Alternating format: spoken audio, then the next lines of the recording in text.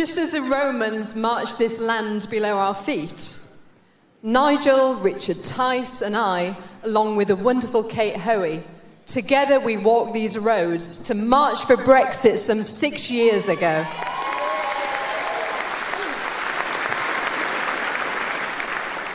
Now, was there anybody in the audience who was there with us? Oh, a few. Wonderful. Now, it was freezing, it was pouring with rain, and it was so cold it stung your face. But we were buoyed up because we were on a mission, just like we are now. We was on a mission to stand up for the British people and save our country from the international embarrassment it had become with a never-ending Groundhog Day of Theresa May's capitulation to the EU. Now, do you remember that moment? Now, even though back then we were from 3 different parties, the Brexit Party, Conservatives and the Labour Party, where we were united as we marched with fire in our souls. Now, Reformers, we are united again. And I am immensely proud to be in Reform.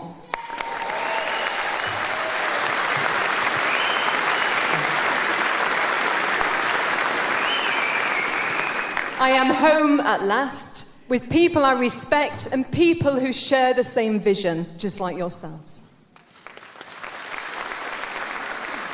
Now, Reform UK, I'm sure you agree, it's not just a political party, it's a lifeboat for this nation. And together we will turn this country around.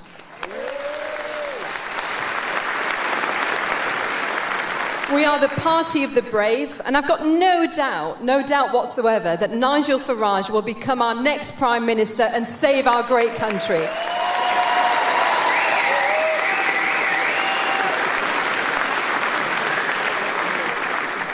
But let's not mince words. It's not going to be easy, is it? Our nation is again at a crisis point. Now, 6 months of a Labour government has done more damage than most of us could imagine possible.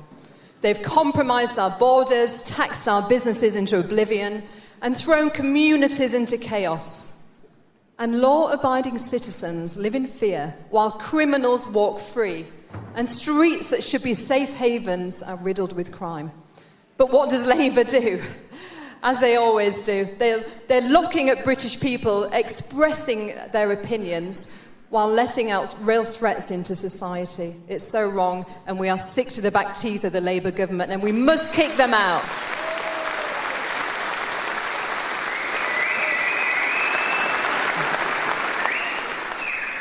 But look what they're doing to our farmers. Now, not only are they attacking them with the abhorrent farm tax, which, by the way, I don't believe in inheritance tax. I'm a parent. I believe you should work hard, pay your taxes, and everything I do is for my 7-year-old son, Clifford.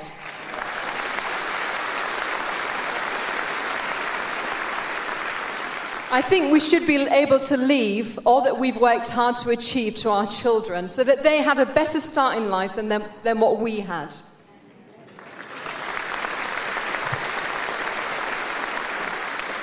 But back to the farmers, not only are Labour damaging their livelihoods, they are planning to desecrate our countryside with solar farms.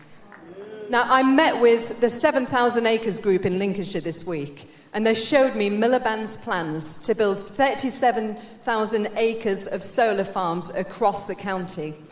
Now, they are also looking at building a nuclear waste dumping facility in Lincolnshire. Now, this is all insane to me because Lincolnshire is the breadbasket that feeds Britain. Yet Miliband is threatening the food security, but for what? In the pursuit of net zero? Now, both Labour and the Conservatives, let's face it, to them, net zero has become a religion. Now, I spoke out in Parliament so many times pushing back this when I was a Conservative because I could see what was going to happen to our great country. But also, let's not forget the corrupt nature of some of these decisions. I don't know if you saw, but Miliband this week, he signed off plans to build a several thousand solar farm in Lincolnshire for his party donor, Dale Vince. Now, money clearly talks louder to the Labour Party than the voices of the people who do not want this and who have to live amongst this. This is wrong.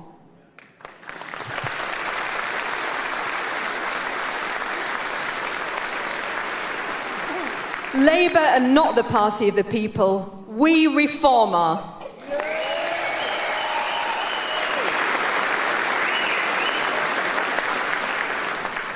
At Scunthorpe Steelworks, you can see what rail industry means to communities and the economy.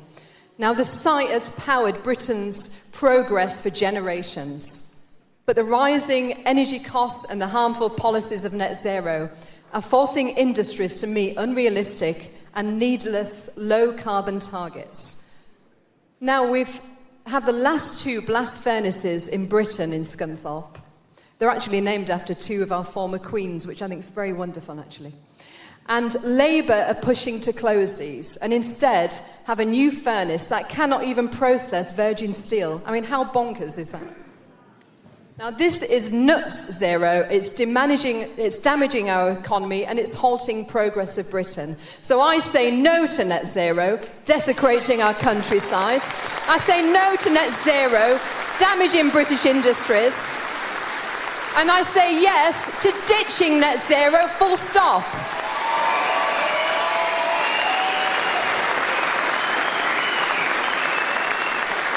Let's get Britain building and manufacturing again.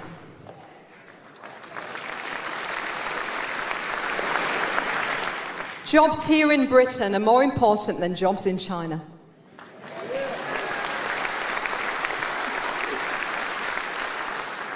Now, yesterday, it was 5 years since we left the EU, and I was one of the MPs who told Theresa May to resign with her bad Brexit deal, fought against all the Remainer MPs, and to think that we had to do that to actually honour the democratic vote.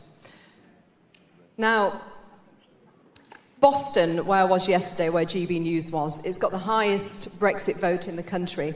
Now, I used to live in that town and represent it as a councillor. But if you look at Boston now, the town has changed beyond recognition due to migration.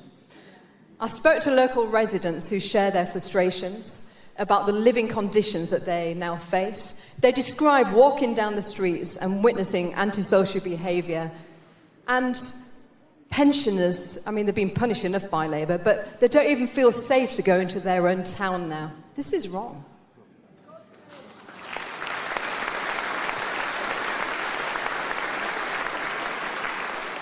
Now, they've told me there are lots of houses of multiple occupancies, which I do feel for them. You know, anybody who gets exploited living in these conditions, you know, you're talking 10 to 15 people to one house. But I've got told yesterday by residents that in some areas of Boston, you walk down the street and the migrants drop bags of excrement through carrier bags because they don't have a bathroom. And it's very sad, isn't it? Now, I want to see this once beautiful town to thrive again. And it's disheartening to hear of only councillors this week of Boston. None of them reform. This is why in all the elections across the country, what's going on, we need reform councillors. They are awarding themselves a 400% pay rise in Boston when communities are struggling. Now, this is not the leadership that they deserve. We need true representation who will prioritise the needs of people above their own interest. But you know, the good news? We have Richard Tice as a Reform MP in Boston.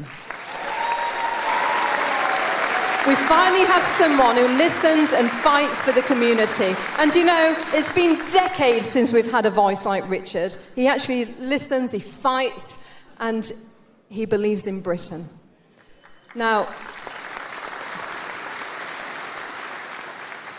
if I'm elected as the Mayor of Greater Lincolnshire, together we will work to fight for the people of Boston to be heard. Now, I'm incredibly honoured to be the Reform candidate for the Mayor of Greater Lincolnshire. I've had a footprint since childhood in Greater Lincolnshire. I went to primary school in North Lincolnshire, secondary school, college. I graduated from the University of Lincoln. And I lived and worked across wider Lincolnshire, became the first Lincolnshire County Councillor, the first Conservative there to be elected in Boston North West.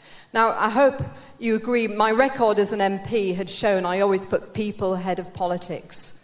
And that is what every person in Reform does. Right from Nigel, the MPs, Zia, and everybody in this room. Lincolnshire's been let down by the Conservatives, and as a Conservative candidate who's standing in the mayor race, do you know, he's a nice enough chap, but he is a leader of one of the local councils, and he raised taxes. He employs diversity officers, which I'd like to get rid of.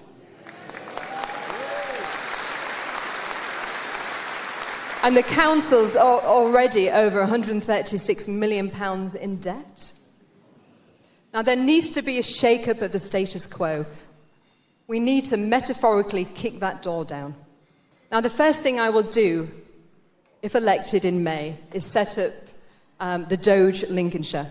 Now, just as Elon is doing in President Trump's government, with his Department of Government Efficiency, I will look at every public sector contract, I will look at the tendering process, and I will root out woke waste.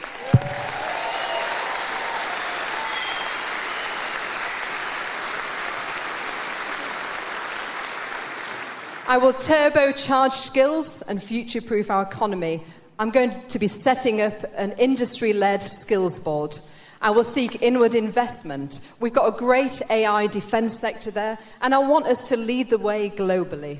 I want to ensure farmers and the steel industry have the skilled workforce that they need to thrive. And I'll be unleashing a STEM skills programme for young people, where even young people at this height can learn how to do coding at that young age.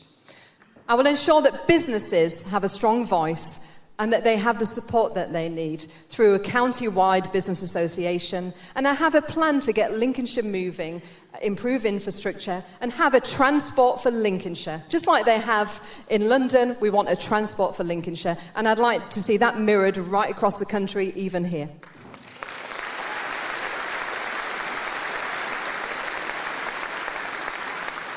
I just want to tell you one shocking statistic. I'm going back to Boston again. Do you know that nearly 25% of social housing goes to people not born in the UK?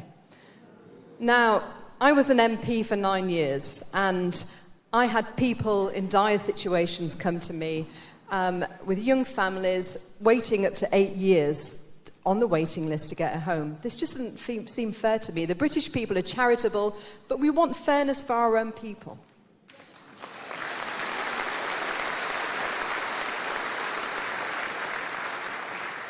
At the heart of my manifesto, I will be prioritising local Lincolnshire people.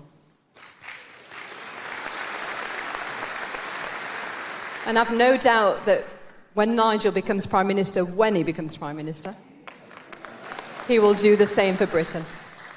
Now, with my Lincolnshire Fair Share campaign, I will take the fight to national government, this abhorrent Labour government. But another thing I'm doing as well, do we have any veterans in the audience? I'll take my hat off to you. Now, in Hull, they have Homes for Heroes, and they have just planning to have a veterans village. Isn't that wonderful?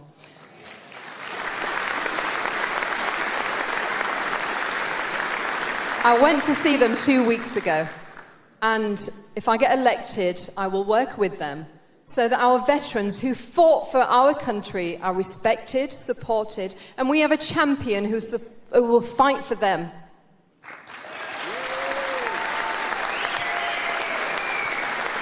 We will have a veterans village in Lincolnshire. We also need to ensure that Lincolnshire's flood defences not only protects local people, but the food security that feeds Britain. Now, the Environment Agency have gone far too woke, and we need to push powers back to the Drainage Board so we can once again dredge our rivers. I mean, this is common sense, surely. But most importantly, I will be the voice of common sense, and I want to invoke that spirit of Lincolnshire, the spirit of self-belief, just as Nigel and all of you are doing here today. We will save Britain.